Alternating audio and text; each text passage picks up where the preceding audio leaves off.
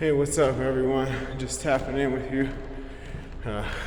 In for another gym chat. Today, I wanted to talk about, the saying, having your cake and eating it too. And my philosophy on this from early childhood was, it's not impossible. You can definitely have your cake and eat it too. But there is portions that people cherry pick out of that saying that eliminates them from truly reaching that particular goal. From my experience, a lot of people don't like how their cake tastes, point blank period. They can't stand their own brand. They will feed you a cake and then go try and eat another cake behind your back. That's not having your cake and eating it too. That's giving you some poo and trying to look for something better. The whole philosophy I've had my whole life is you've seen me chowing down my cake. I'm over here like my ingredients and cooking skills are amazing. Would you like to try some of what I'm having? I will allow you to do so. Give you straight, upfront, honest information. You know what I'm saying? This batch might not be the best, but we still gonna eat it and we're gonna make some more later. I got flour, eggs, milk, the oven's preheated, the pans are greased up, we're ready to go. So to have your cake and eat it too, you need to eat your cake. You can't be feeding people poison while you go look for something hospitable for you to ingest. You know what I'm saying? That is just misleading and it causes a lot of problems and misunderstandings. Because when people find out that you're not eating your own cake, it's like, wait a minute, who are you? Because I thought we were eating the same cake and it comes to find out you've been feeding me some kind of different BS and that's not okay. Again, not to say that the other way can't blow up in your face as well. Again, some cakes you make aren't gonna be the best, but at least they know you're willing to eat your own cake. You're not lying. Your cake just tastes bad today, man.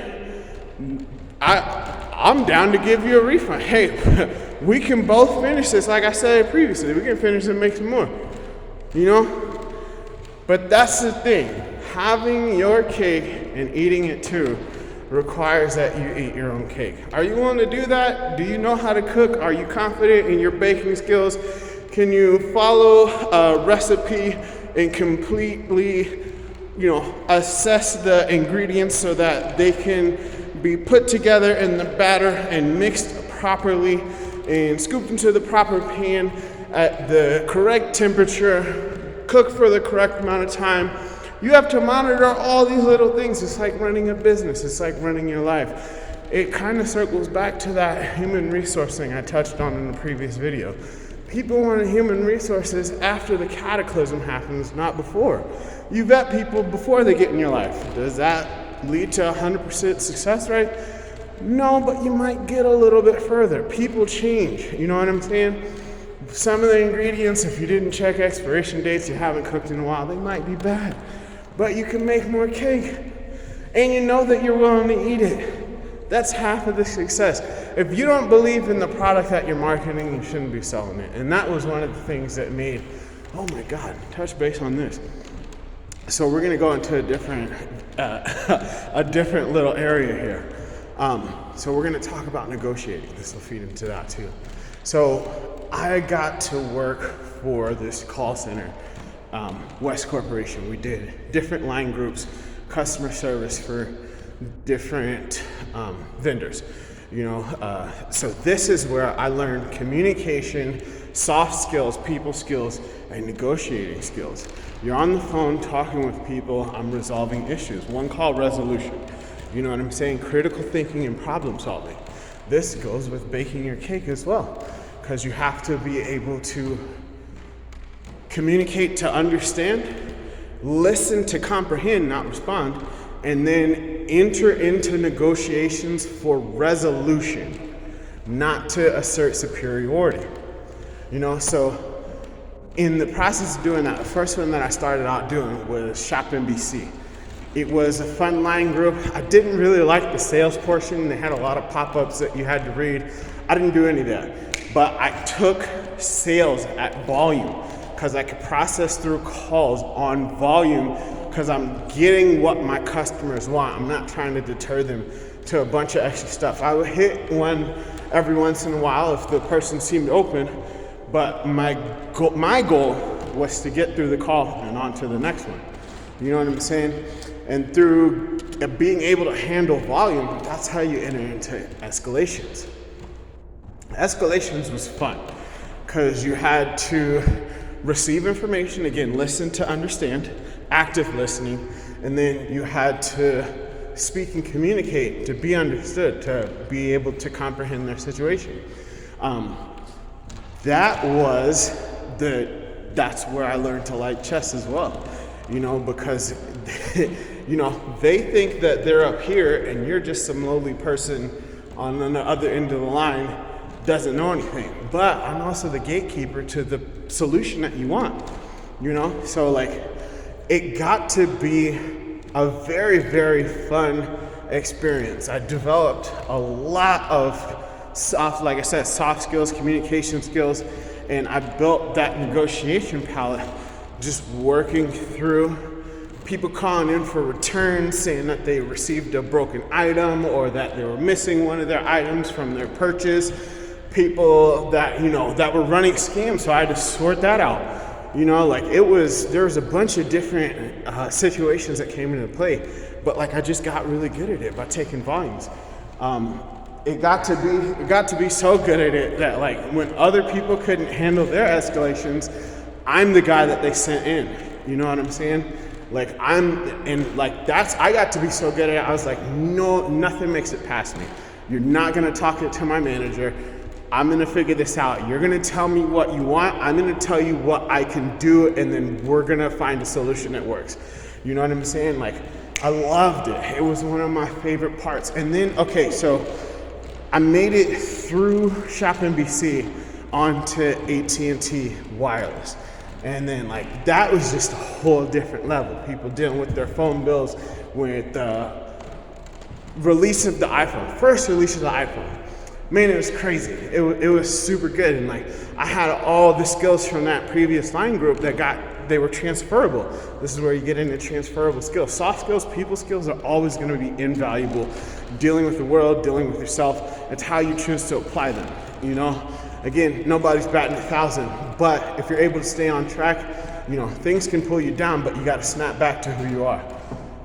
But anyway, that's a side note. So negotiating with people who were losing their iPhones on golf courses because they were in Hawaii, they're a doctor, they got drunk, they wanted a new one, or people who dropped their phone in the pool, there's some rich kid, or people that, what have you. They drove over their phone, they're broke. There's a ton of different situations. I had an adjustment limit that I could work with, and depending on what you told me would be how I could apply the situation. And then also how you conducted yourself. Because remember, if you're just gonna be a negative Nancy in this particular situation, I don't have to negotiate with you. That's one of the number one key points, is knowing when to be we're done. This negotiation's over. There's nothing that we're gonna be unable to resolve this resolution. That's the unfortunate part about marriages, man. What is irreconcilable differences, but that's a side point. So anyway, the number one key to negotiating is knowing when to back out. But if people are cool and working with you, man, I'll move mountains for you. Because based on how you tell me stuff, and then I'd have to, guide them in the right direction on how to phrase things. So they would be like, well, this fell in the pool, and I'd be like, well, your phone was defective then, right? And they'd be like, yeah. Yeah. So it got to be enjoyable. And the awesome part about this is why I appreciate getting into customer service, because the skills that I developed there, they've transferred with me throughout my life, and they've consistently allowed me to strive and thrive to better results. So when I was working at the comedy club, Again, I was doing sales, I was in the box office, I was managing the podium, and this also worked at the gas station. You know, taking on volume and maintaining a positive attitude and being able to quick fire through that line of succession, it made the job easy. I'm outshining everybody. Everybody can't handle that much coming at them at once. It overwhelmed them. You know, well, for me, it's like bring it. Like I talked about it in a previous video. The only time I couldn't do the podium is if I got too zooted before I went to work. And then like I could manage, but it was not the smoothest thing, you know, but it was still a good time. We're at a comedy club. We got to make lighter things. We got to enjoy stuff. So like that was over the course of, you know, through the call center, through the gas station, through the comedy club, even what I'm doing right now, I get to use that skill pool that I developed over the course of my life. Remember, I stopped doing dishes. I did that for 4 years, and I made it into I transitioned into a different line of work with skill sets again that I could build on, and that would probably take me more places than a college degree ever could, because now I have work experience, a practical application of it, and like I get to do things outside the box that a lot of people wouldn't think to do. You know, I don't construct my life in a traditional, typical manner. I've always got to operate outside that. I've had unique experiences throughout my life that have allowed me to do that. You know, some good, some bad. Like I said, life is a double-edged sword. You have to be able to take the good with the bad, and again, make a cake that's worth eating. So, you know, are you gonna do that? Are you gonna take the ingredients that you can? They're not gonna be, oh my God, my son loves to watch Wreck-It Ralph right now. And it just came to mind when they're making Glitch's car.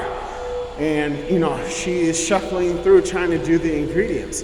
She wasn't doing the best job, but they did what they could with what they had, and they baked a car in a situation worth racing. So are you gonna take what you have with your life, mix your ingredients, follow the recipe to the best of your capabilities, and bake a cake that you can eat and are willing to share with others? If you're gonna do that, then I commend you, because you're going to be able to have your cake and eat it too. That's all it takes.